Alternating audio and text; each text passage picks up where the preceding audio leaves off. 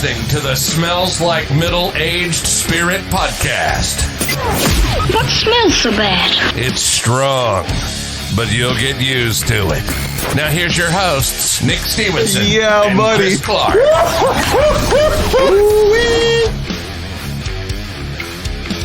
Pardon me, Mr. Voice Guy, but you were only partially correct. Yes, you are listening to the Smells Like Middle-Aged Spirit podcast, and I am your host, Nick Stevenson. However, my partner in crime, Christopher Clark, is not in the building today. What we've been doing is trying to work out our scheduling snafus, and the good news is that 2020 brought us a new version of ourselves where we schedule our lives instead of just flying by the seat of our pants. So Chris and I actually put our heads together with our wives a couple of days ago and came up with a schedule that will allow us to put out content on a weekly basis. Mike Poston, I hear you, brother. Consistency, that's what you're looking for. And so we should be able, with the schedule we've set up, we should be able to put out content every Sunday for the foreseeable 4 months.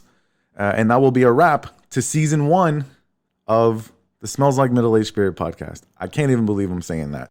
At the beginning of this year, if you'd have told me that I'd have started a podcast with my brother-in-law and that we would have had as good of a response to it as we have, I would not have been optimistic enough to believe you. And I keep saying, I get on here and I get really hype about the response we're getting, because we're getting hundreds of listens, which I understand. There are podcasts out there where tens of thousands of people listen every episode. But I've said it before, for a couple of guys who are just sitting here and had delusions of grandeur at first and then realized, man, this might be a little trickier than we thought. Recording our first episode inside of my kitchen and not knowing what was going to happen. I mean, we have had the pleasure of connecting with so many people because I think what my partner and I decided early on, what we wanted to do is be honest, be transparent, and just give somebody something positive and good to listen to and leave all the BS and the fighting and the politics aside. And maybe it's a little bit biased, but as I listen back, we've done 5 episodes now. And as I listen back to the content that we've put out, I can say I'm proud of it. I listen sometimes and I'm like, you know what? This is a damn good podcast. I would listen to this. So we appreciate everyone else who is supporting us, everyone else who's been following us since September. And if you're sharing with your friends, we appreciate it so much. We've had listens all over the country. We've even had a few listens on the other side of the globe. Shout out to my man Trev over in the UK. He's trying to put us on the map over there. Somebody listened in Jamaica the other day. Jaman, Rasta, I'm with you.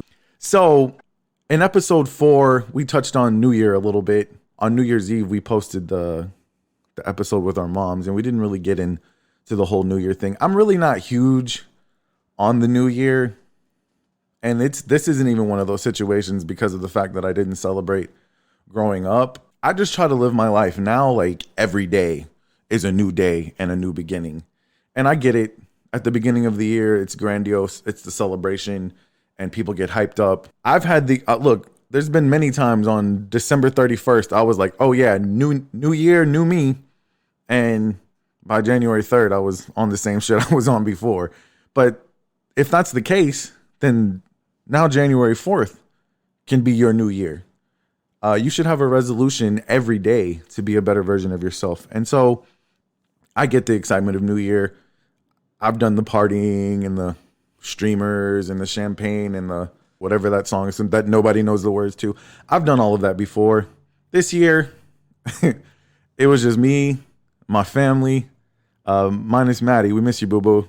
She's visiting some other members of her family, but we were just in the house chilling, watching some TV, playing some video games. By the time midnight came around, my daughter and my wife were passed the F out.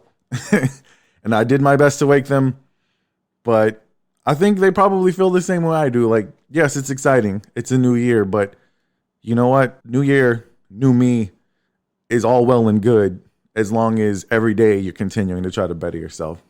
So I wanted to talk about 2019 because 2019 for me and some members of my family was about a year of bettering ourselves. By the time Thanksgiving came around and I was trying to be reflective and think about everything that happened in 2019, it dawned on me that man, I had a pretty great year. A lot of times during Thanksgiving, when you've been going through it, when you've been going through some hard times and you've overcome some stuff, like you get really emotional. You start thinking about the struggle that you had and the fact that you overcome it. You get emotional. It makes you feel proud.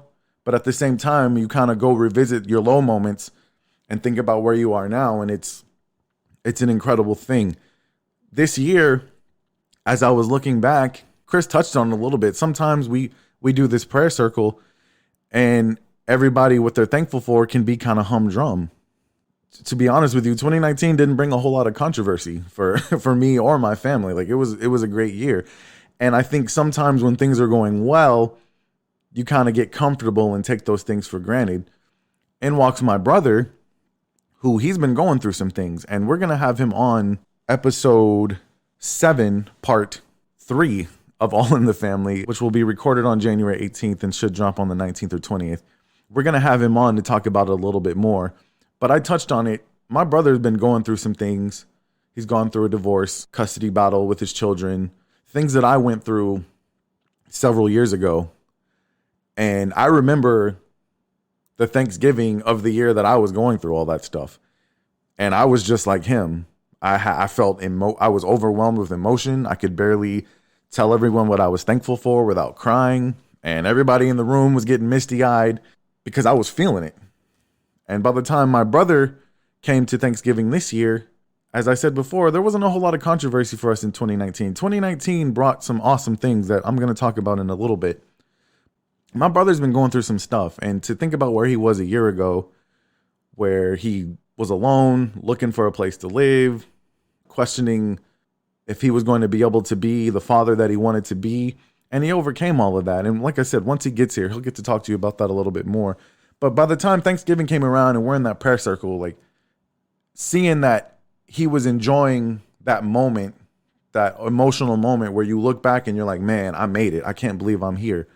I think I kind of took that for granted until he showed up. Because once again, 2019 was a great year.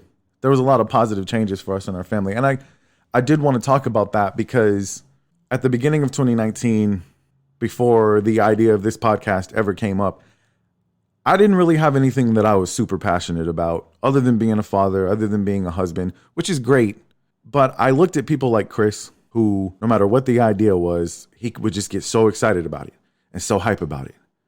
Like we joke about him making handmade soap, but anybody who knows him and remembers when he was making that soap, this was his $1 million idea. Like he was taking this motherfucker to the bank and you couldn't tell him any different.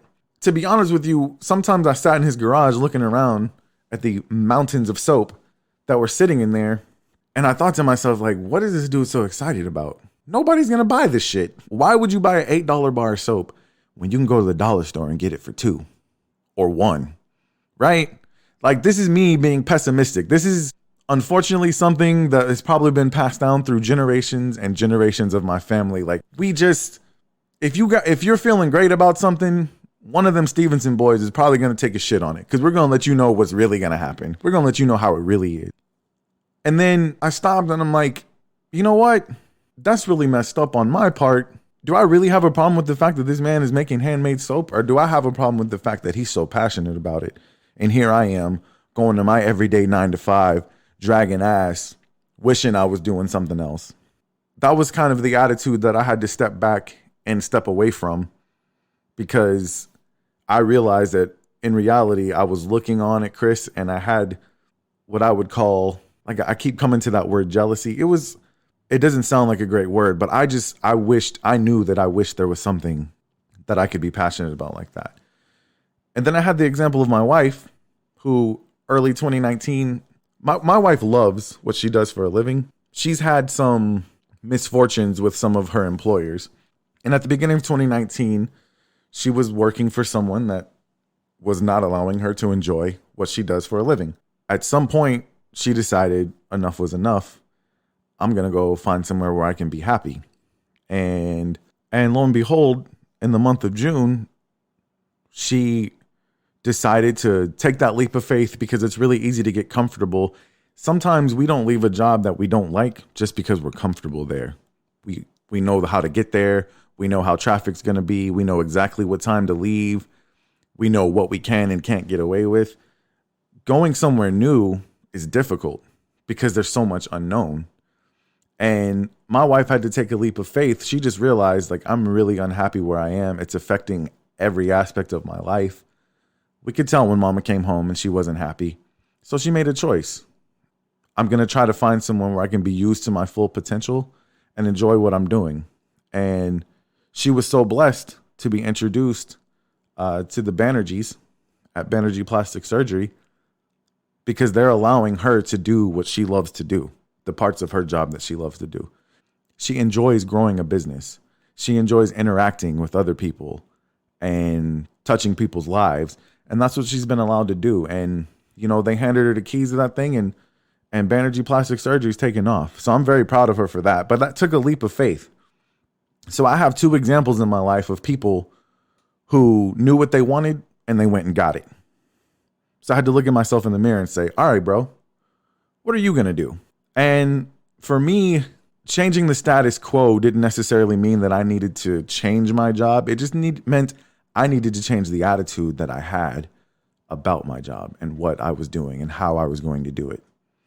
If I wanted to be happy, I needed to try to fulfill my potential at what I was doing and take a different approach. But also I knew that I needed to find something that I was passionate about, not necessarily to do for a living, but just something to occupy my mind, my spirit, that I can get excited about. We have a buddy of ours who, actually I have 2 buddies who at one point started a podcast. Now, keep in mind, podcasting is something that I had been thinking about doing, and it's something that I had a passion for since I was a little kid. So let me explain to you exactly why I wanted to start this podcast. Because on the outside looking in, it may look like, oh, he had 2 buddies who started one. That's why he started one. No, I want to take you back to 1995. I want to take you back to boom boxes, tape decks. I want to take you back to Boys to Men. I want to take you back to TLC. I want to take you back to Montel Jordan. This is how we do it. 1995, my brother and I'm 11 years old. That makes my brother about 5 or 6. We're young kids. And my mom brought home a Casio keyboard with a DJ scratching table on it. I'm talking like full on ficky, ficky, ficky. And it played some of the corniest, cheapest little quote unquote hip hop beats you could come up with. But it had a microphone with a voice changer. We thought this thing was the shit. You could not tell us anything. And when my mother brought this home, that's when my brother and I decided nobody knows us. How is anybody going to listen to a talk show with 2 kids that nobody knows? But you know who they do know? They know Buzz Lightyear and they know Woody. So my brother and I decided we were going to start the Buzz Lightyear show featuring me as Buzz Lightyear and he as Woody. And we would tape shows. And this was the first ever podcast, in my opinion. Like, we started this whole thing. We would tape shows. Buzz Lightyear's favorite thing to do was to jam on the Casio keyboard with the little DJ scratching system. It was insane. My parents got a kick out of it, I guess. I wish I could find those tapes. But that was the first time I got passionate about entertaining. And really, we were just entertaining ourselves at the time. But every test I would take in school, you know, they give you these aptitude tests where they find out what you're good at, where you should take your career path. And every one that I took said that I should be in some form of entertainment. I enjoyed entertaining other people. If you ask anybody in my family, if we went to a party, I was the one who would get up and dance for everybody. I was the one who'd get up and sing for everybody. Like, I wanted to make everybody laugh. That was just my passion. Unfortunately, I was not able to really pursue that.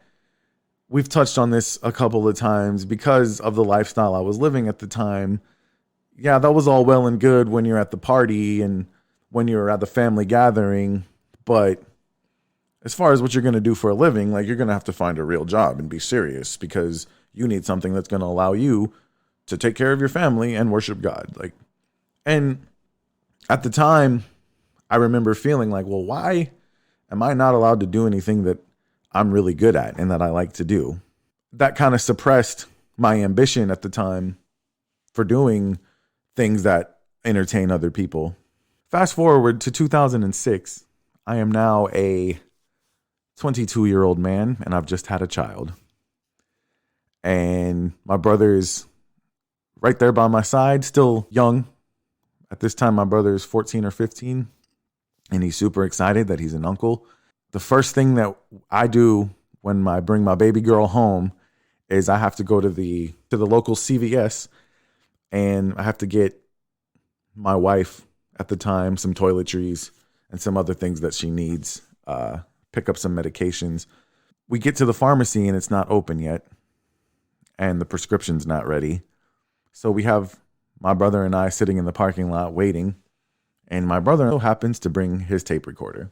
So here we go again. This time, we're a little bit older and mature now. We're too old for Toy Story. We're too old for Buzz Lightyear and Woody. So now we start the Boo Boo radio show. Yeah, that's where we were. We were talking about Boo Boo pretty much the entire time. I'm a 22-year-old man who just had a child, and I am sitting in the car in the parking lot of the CVS to pick up my wife's medication and some toiletries and some things for my newborn daughter. And to pass the time, I'm doing a Boo Boo radio show. That was us. That was our maturity level at the time. Like I said, that was just an outlet for us to do what we both love to do, and it's just be goofy and entertain and laugh. And that was kind of our way of letting out that suppressed desire that we had. So now I'm going to fast forward a couple more years to 2009, 2010. My daughter is now 4 years old. She's briefly moved to Alabama with her mother. And I have to make a point to make sure that I still go see her and spend some time with her. It was very difficult being that far from her, but during the 9-hour drive there and the 9-hour drive back, it gave us a lot of time to talk and bond with one another. And one day, I have my cell phone and I said, "Hey, Maddie, you know that we can make recordings of ourselves and then play them through the radio?" And she thought that was so cool. "Really? We can be on the radio?" I said, "Yeah, watch this." So I press record on my phone, the digital recorder on my phone. And just off the top of my head, I do a little something like this. Bam, bam, bam, bam, bam, bam, bam, bam, bam, bam, bam, bam, bam, bam, bam. Live from the car in Alabama, this is the Maddie and Daddy Show, starring Maddie and Daddy. Now, here are your hosts, Maddie and Daddy. And that was the beginning of the longest standing podcast I have ever been a part of, the Maddie Daddy Show. That started in about 2009 or 10, and we just recorded our last episode a couple of weeks ago. But same thing, grown-ass man talking about farts and booties and whatever ridiculous sponsorships we came up with, Ozarka water, donuts, carpet, whatever. Just being goofy with my kid. But once again, that's my suppressed desire to entertain. And if I have an audience, even if it's a 3-year-old or a 4-year-old in the back seat of a car, hey, I'm going to go ham on it. So this entertainment thing, as silly as all of that sounds, was something that I've always wanted to do. Let's fast forward to 2019. I got a couple of buddies who are doing something I thought was never possible. They started podcasts. And I'm like, wait a minute, how did they do that? How did they come up with the money? Doesn't it cost thousands of dollars to start a podcast? How much does it cost to get a website? Like, all of these reasons that I'm letting go through my head that this thing can't happen. In comes Mr. Hype Gorilla. You know who I'm talking about. In 2019, Chris, he's got 2 brand new ideas that he's super passionate about. Oh, but the Hype Gorilla needs more. He comes up to me and he says, "Hey, man, you still thinking about doing a podcast?" And I was like, "Yeah, I've been thinking about it." And he's like, "Well, bro, I was looking into advertising on other people's podcasts. And do you know how much people make by advertising on their podcasts?" And he gave me a number that I'm not going to speak out loud because I don't want to jinx it. Because yes, I'm doing this for fun, but let me make no qualms about it.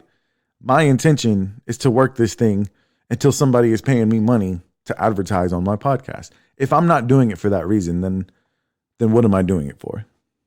Yes, to have fun, but I can have fun and get paid at the same time. Let's keep it real.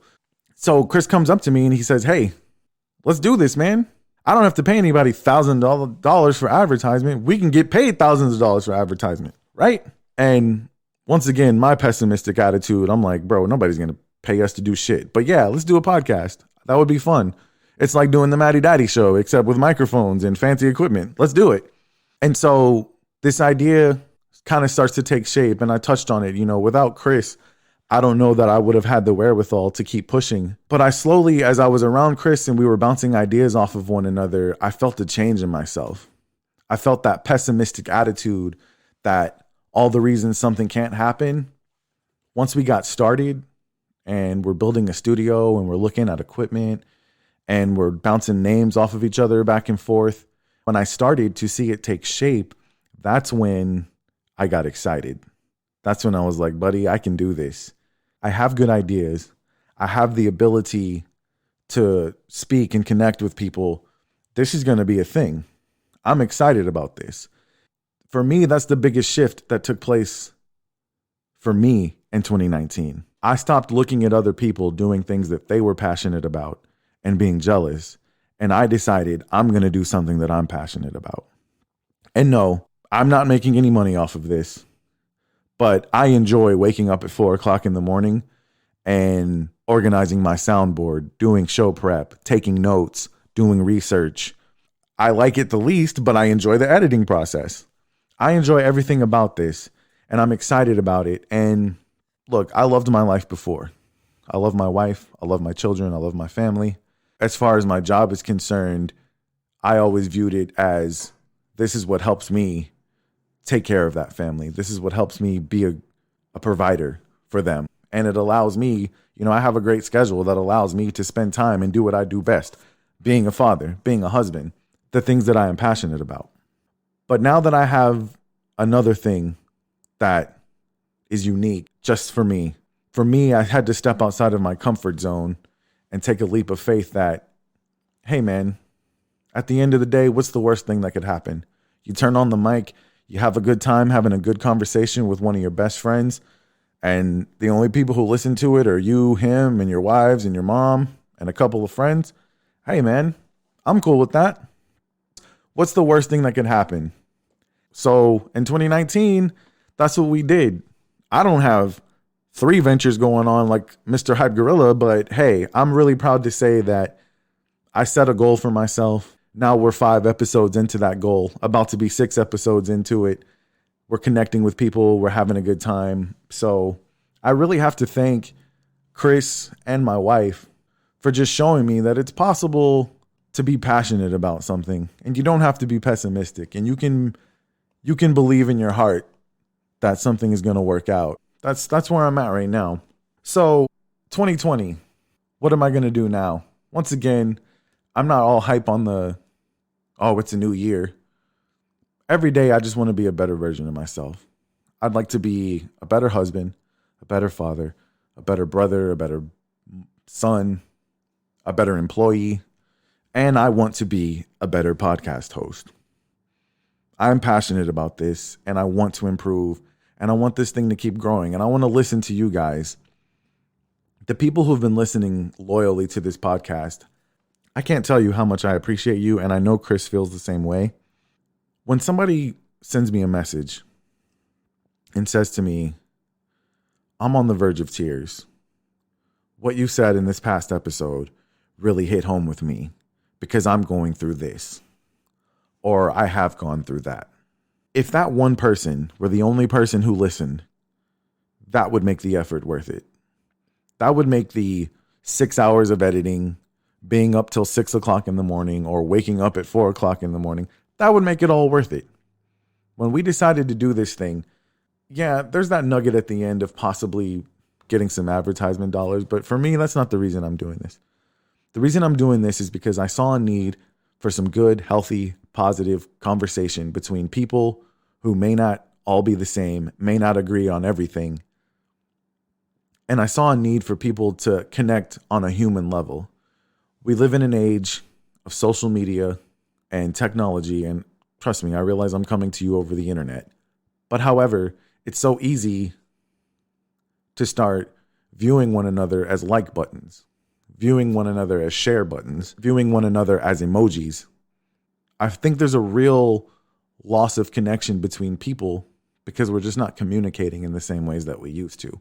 Now, maybe I sound like an old head, and maybe this is the future, and this is people are going to be falling in love over Instagram. I just still believe in trying to find a higher connection with people, because despite what you believe, most of the things that you're seeing on social media are not real. They're just not. There's things that I've admitted about myself on this podcast that I don't think I've ever gotten on Facebook and said, oh man, I'm feeling really pessimistic today about the chances that anything in my life is going to work out. Most people don't. Well, I know there's some people, and there's probably at least one or two on all of our news feeds who there's just nothing but negativity and feeling sorry for themselves. But I think for the most part, when you go through social media, you're going to see a lot of people putting on a front that they're living the best parts of their life. And some of them really are. I don't want you to make the assumption that everyone on Facebook is being fake, but there's a limit to the amount of authenticity that you can see on Facebook. And so what I wanted to do is I wanted to get on this microphone, and I wasn't going to censor myself. I wasn't going to put on a front as being better than anybody. Sometimes I give advice. The advice that I give is not because I think I know everything. It's because I've lived it. As Chris said, I got the t-shirt, the t-shirt to prove it.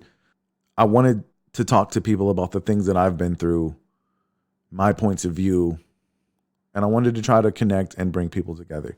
And in the short amount of time that we've been doing this, I really have the feeling that that's what we're doing. And as I said, whenever someone reaches out and says those things to me, I can't wait to sit in front of the mic and do the next one. And to the point that I'm sitting here talking to myself right now. And I hope everyone who's been enjoying our show will still tune in, even though it's just me sitting here. But if 2019 taught me anything, it taught me that even a pessimist can change. Go for it. Whatever it is that you want to do, whatever it is that you're thinking about doing, if there's anybody out there who can't seem to overcome themselves and their own mind and their own fear, find something that you love to do and just go fucking do it. My man Chris says it all the time. If you fall, that's okay. It happens. Get up and try the next one. And take it from Chris. He knows what he's talking about. I'm so proud of him. I'm so proud of his family. He has a wonderful wife that supports him. And he's got a good support system. And I have that same support system. And in 2020, we expect big things. We're not hoping for big things. We expect big things. Now that I've sat here and talked to myself for the better part of half an hour, I do want to remind everybody that we will be back on schedule next week. We're going to be doing episode 6, part 2 of All in the Family. Now that our mamas have come in and hyped us all up, we're going to let you talk to our wives for a major reality check. They're going to tell you what's really real. But no, I'm really looking forward to that. My wife has been such a big support for me. She will be the first person to tell you. Before I had something of my own that I was passionate about, and I saw everyone around me with things they were passionate about, she'll be the first person to tell you I was difficult to live with. And I didn't even realize it. I didn't even realize that my jealousy for not having something to call my own was pouring out of me. It's kind of sad to think about now, because there were moments that either Chris or herself or other people that we knew were genuinely excited about something that they had done, something that they had accomplished. And I had to sit there and say to myself, dude, why aren't you just as excited for them as they are for themselves? It made me feel like an asshole. And I was like, dude, what's wrong with you? Like, you should be excited about the things that your wife is telling you that's going well for her. You should be excited about the things that you see going well for Chris. I'm being really honest right now. Like, it made me feel like an asshole. And I had to shift my thinking. And it's really humbling because as I've started this podcast, been enjoying doing it, having a great time, we've gotten good feedback. My wife has not blinked in her support for me. If I'm excited about something, she's just as excited as I am. I'm getting kind of emotional talking about it. Because why do I deserve that when I wasn't able to give that to her? And I've apologized to her. And she's told me that I didn't have anything to apologize for. But I knew what I was feeling on the inside. And it was ugly. So, baby, I know you're listening to this right now. I want everyone to know that if it were not for you, none of this would mean anything. Without you, not only would it not happen, but it just wouldn't mean anything to me without your support. And I have your support, and I'm extremely thankful for that. Okay, guys, we are on social media, even though I just bash social media as being extremely fake. We're on that bitch, though. We up in here. Facebook, Instagram, Twitter. I actually have a Tumblr account, too. Does anybody use Tumblr anymore? I don't have any followers on Tumblr. I don't even know what Tumblr is about anymore. But we're on social media. Facebook, Instagram, Twitter. I think I'm up to 12 followers on Twitter now. If you're not really a big social media person, that's great. If you could do me a favor, whatever platform that you're listening to us from, if you could leave a comment, rate our show, leave a review, whether you think it's good or bad, because we need the constructive criticism. Any way you can get in contact with us and let us know either, hey, we love the show or we hate the show. The biggest part of this for us is interacting with you. If I ever say something that offends someone, my hope is that you don't run away and say, oh, fuck these guys, I'm not listening to them anymore. Come back at me. If I say something you disagree with, let me know. Give me your point of view. I'm willing to listen. I'm not afraid to be wrong. I've been wrong before.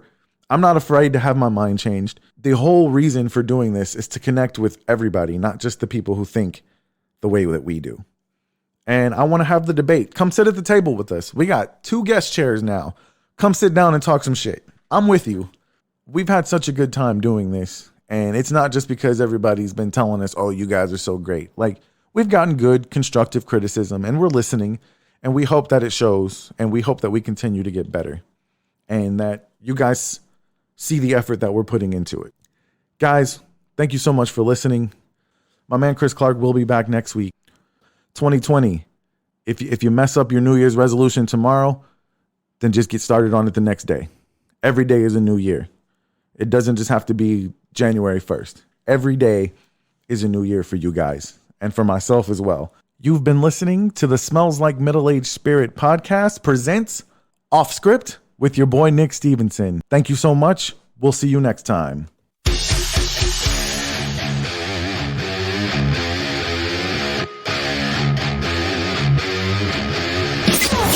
You've been listening to the Smells Like Middle-Aged Spirit podcast with Nick and Chris. For more show content, follow us on Facebook, Instagram, and Twitter.